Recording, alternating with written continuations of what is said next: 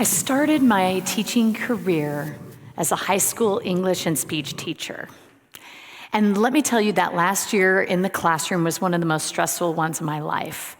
I had one of those students who, when he was gone and absent, it really changed the dynamic of the classroom. Well, one of the days, something had snapped in this student, and he was angry. And I didn't know his full personal story, but he threw a literature book at me and said, "I want to kill you." And it terrified me. Well, shortly after that incident, I opened my mouth to speak, and nothing comes out, not even a word. And I have to get help from a student to get a principal to finish teaching my class. And I go home, and after a full day without the return of my voice, my husband looks at me and he says with genuine curiosity, "When do you think your voice will return?" I think he secretively was appreciating the silence. And so in this moment, as I realized I had to ask for help. And so I elicited the help of a speech pathologist who gave me 2 assignments: to rest my vocal muscle and to engage in lots of practices of breathing. Well, it didn't work. And she finally referred me to a laryngeologist who specializes with opera singers. The doctor looks down my throat and he swivels back and forth in his chair and he sighs and rubs his chin and he looks at me point blank and says, "You have vocal cord nodules." Now, I've heard of this as I teach speech, and what I know of that condition is Julie Andrews had it and went through a surgery, and it permanently changed her pitch, lowering her tone. He continued, he says, "You have 2 choices. You can have that surgery, and your voice could change permanently, or it may remain the same. Or 6 weeks of silence. That means no talking, no whispering, absolutely no laughing, no cheating." I think this doctor is really crazy. His words echo on in my mind over and over like a tape. No talking or laughing for 6 whole weeks? Well, I finally decide the less expensive of the choices: 6 weeks of silence. And during that time, everywhere I went, I experienced a lot of one-sided conversations, people sharing their goals, their dreams, their stories. And what I learned in those difficult 6 weeks as I really listened and was with them, let me tell you, there were a lot of awkward one-way phone conversations. I learned that people wanted to be seen, heard, and have a voice. Now, storytelling isn't new. It's been around since the beginning of time through cave drawings thousands of years ago. All of you in this audience grew up probably enjoying a really great story, whether it was told from a parent or grandparent or teacher, or even in your own imagination creating characters.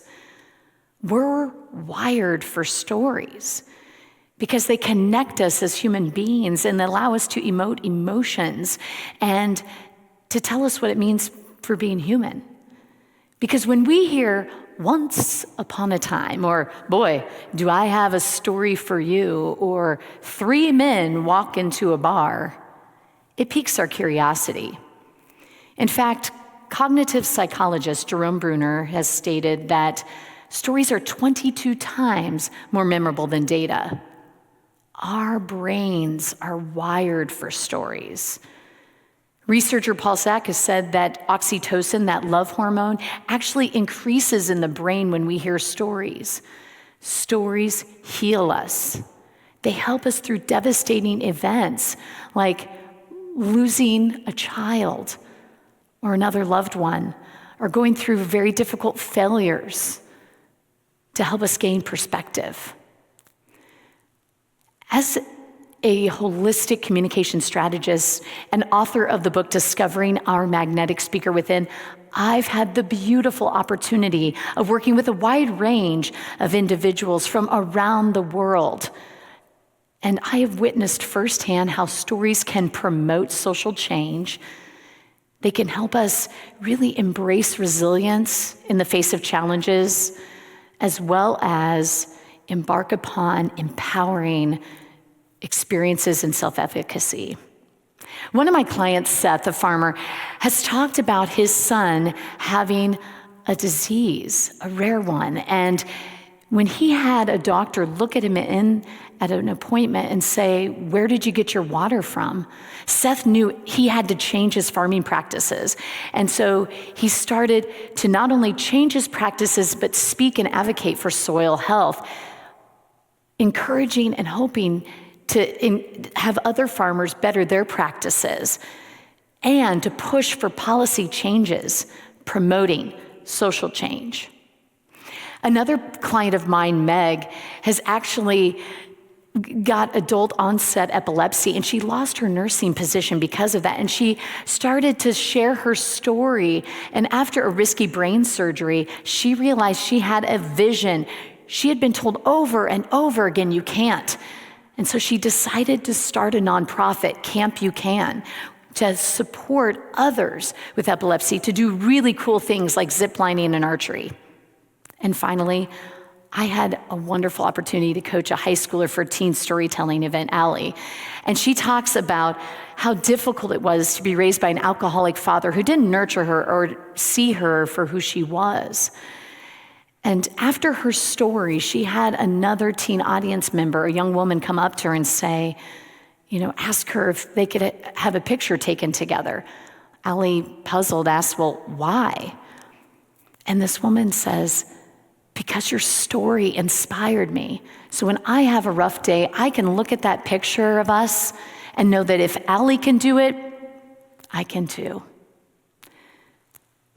Her story not only empowered herself, but also empowered others.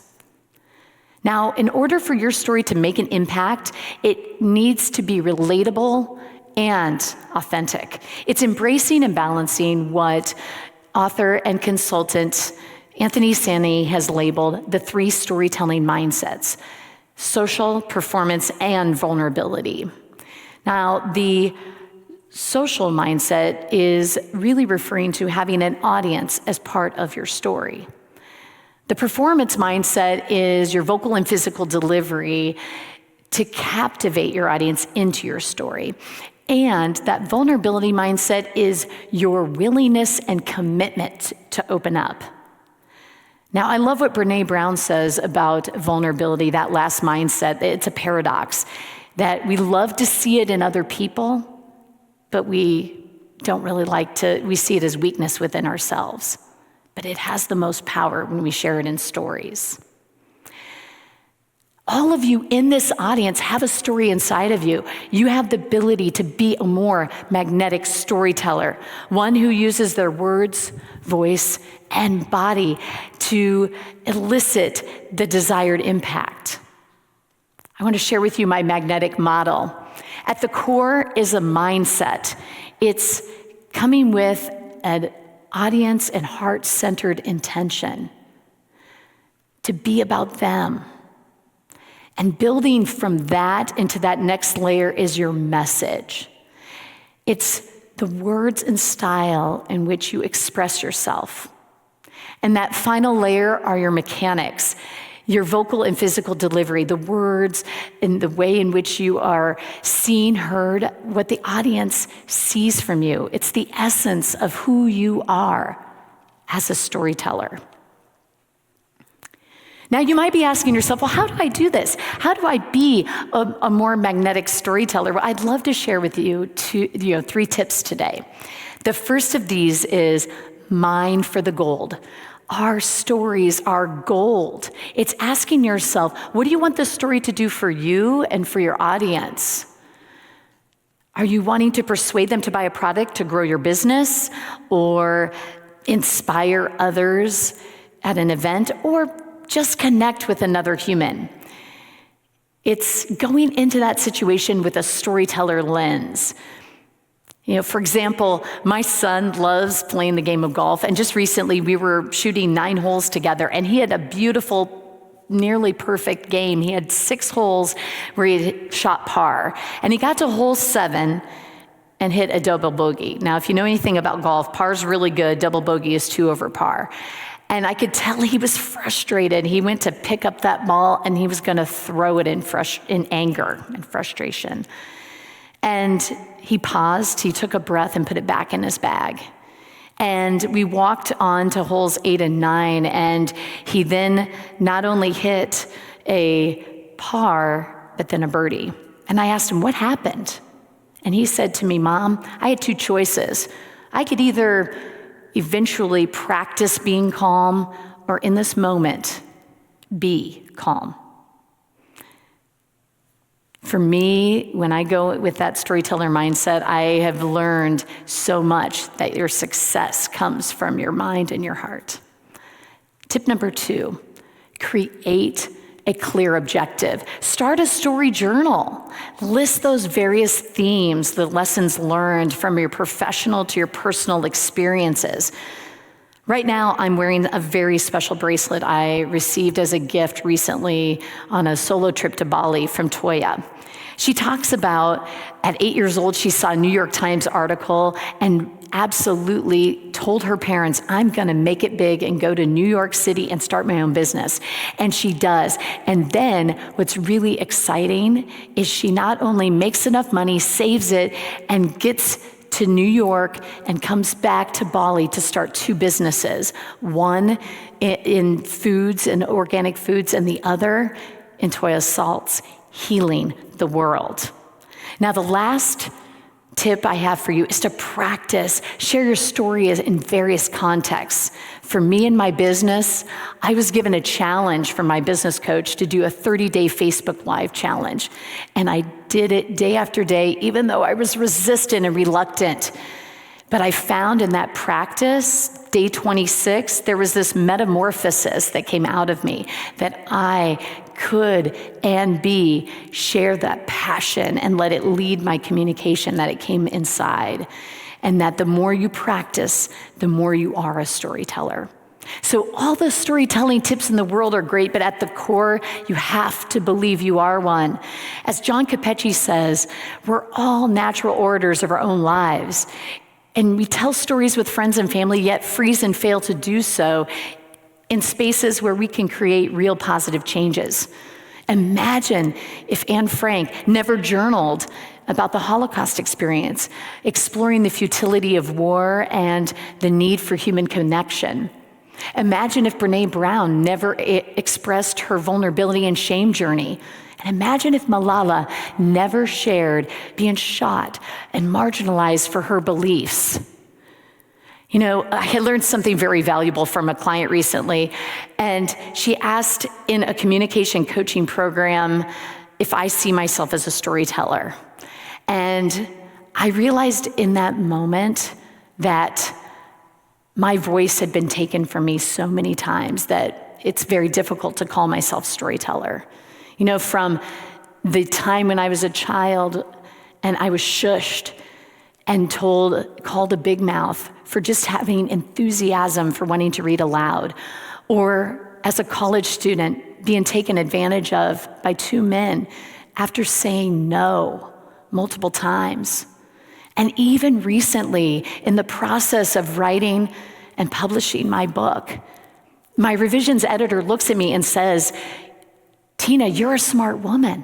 What are you doing? Cut some of this data and put more personal stories. People want you. They want to feel and see you. And let me tell you, even standing on this red dot, I've struggled. I'm speaking healing from burnout and stress, but I know that Amy Cuddy's voice is in my head that yes, I belong here and so do you.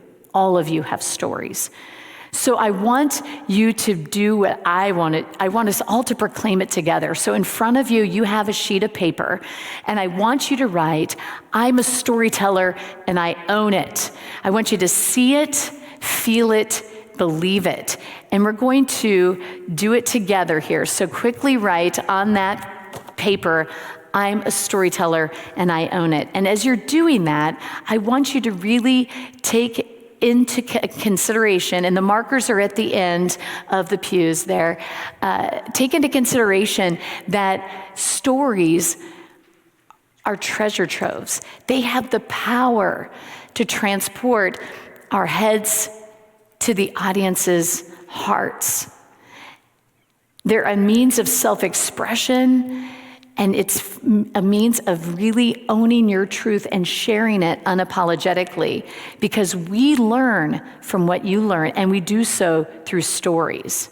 So I created this to be visible and say, I'm a storyteller and I own it. So I would love all of us at the count of 3 stand up, and I want you to hold up your signs with me, and we're gonna say, I'm a storyteller and I own it. You ready? 1, 2, 3, let's stand up. I'm a storyteller and I own it. All right, what I want you to do is to keep this sign and take it with you and to start sharing stories, not only personally with your friends and family, but out in spaces that can make change. You know, one of my favorite children's books is Kobe Yamada's What Do You Do with an Idea? The author takes us on this journey of this little boy who creates an idea, experiments with it, plays with it. Page by page, we watch this little boy as people are questioning his idea, judging it, critiquing it, and yet that little boy pursues it. He keeps going, and he germinates this really cool idea, and it blossoms into something great. What can you do by finding your voice and being open to sharing your story? You can change the world. Thank you.